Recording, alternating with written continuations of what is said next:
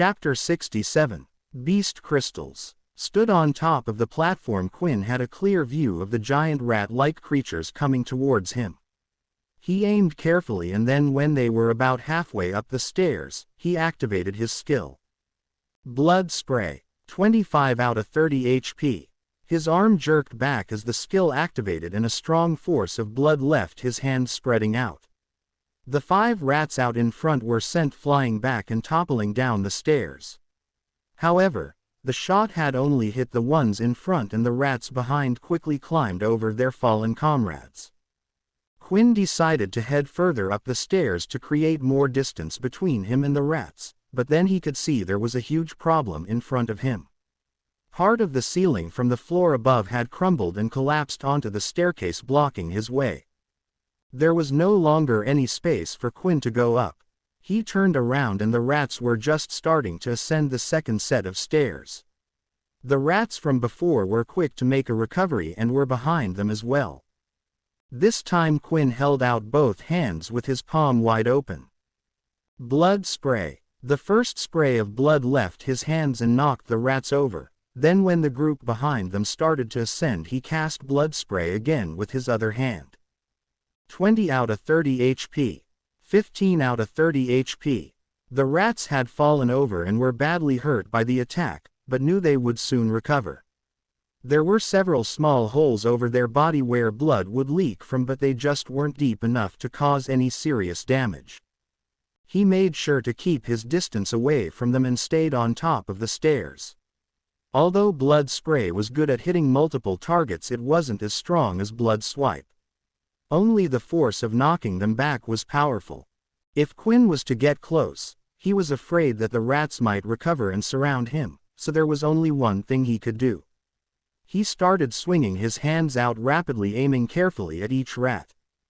Blood Swipe. Blood Swipe. Blood Swipe. ... As the red claw-like lines left his hands, at the same time he could hear multiple messages ding in his head. Rataclaw has been defeated. 100 EXP. 14 out of 30 HP. Rataclaw has been defeated. 100 EXP. 13 out of 30 HP. ... The messages continued onward until eventually, all of the rats had been killed. Quinn then fell to the floor on his knees, gasping for air. The continuous use of the blood swipes along with his new skill Blood Spray had tired him out. 5 out of 30 HP. Blood Bank has auto-activated. 30 out of 30 HP. 50 milliliters remaining in Blood Bank. 1040 out of 1600 EXP. Congratulations, Blood Swipe has reached level 2. After sitting down for a few minutes and recovering his stamina, Quinn was finally be able to stand. He took a moment to take in all of the messages he had received. Only half of his blood bank now remained.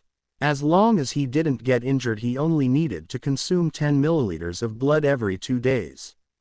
This meant the remaining blood in his bank would last him a total of 10 days.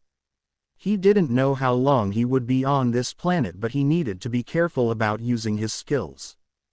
If he got into a situation where he needed to fight, he needed to use his fists, and only rely on his blood skills in an emergency like in this scenario. Who knew if there was another human being on this planet?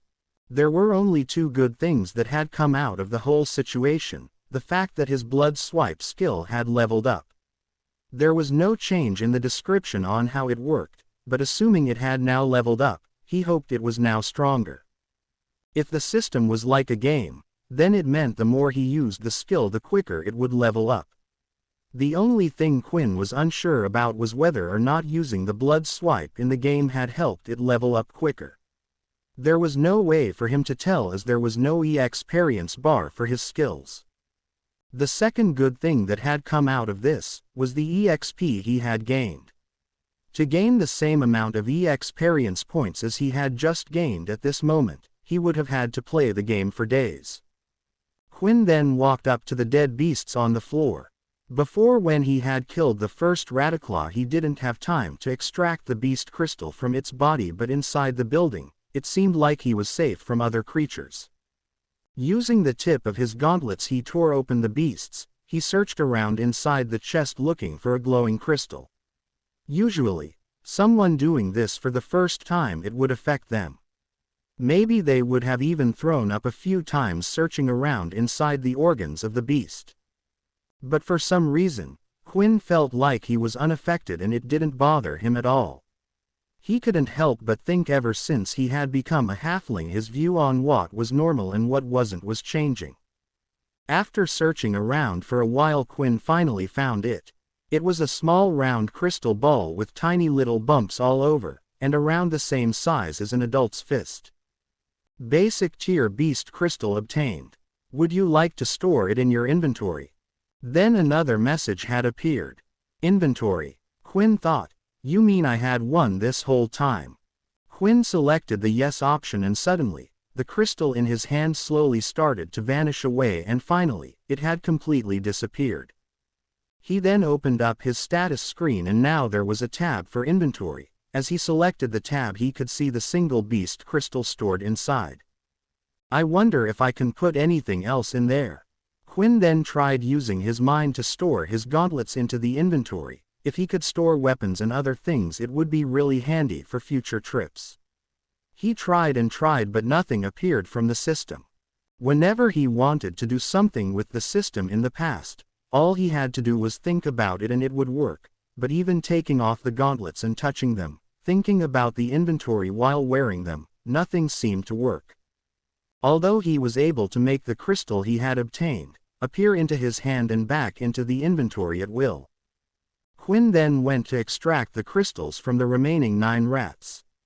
Each time he did he found it easier than the last to locate it inside the body, and every time he held a crystal in his hand, the system message would appear.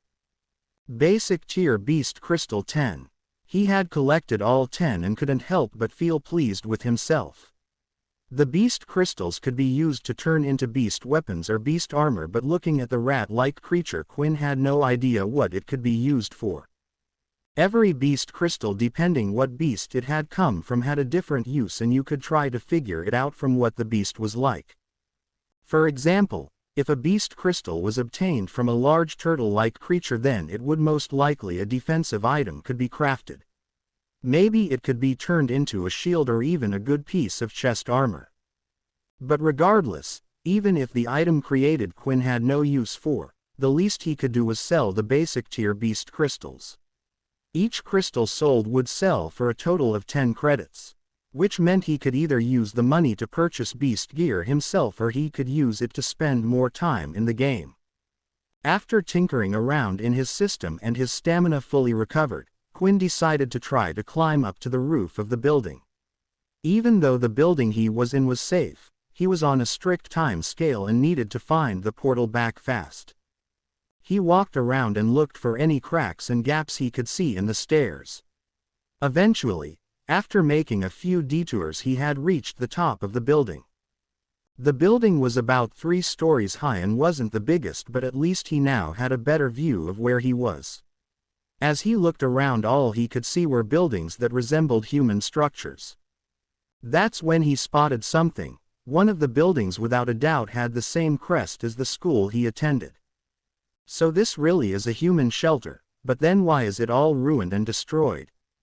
The building was large in size and square-like but only 2 stories high. Out of all the buildings around it, it was in better shape than all the others. Quinn had recognized the building as they had one in the city he was currently in. It was the military storage room. It was where they kept all their high-end equipment, ability books, skill books and beast weapons. There's a good chance the portal might be located in there. Quinn then startled to smile. Even if there isn't, I can't waste this opportunity.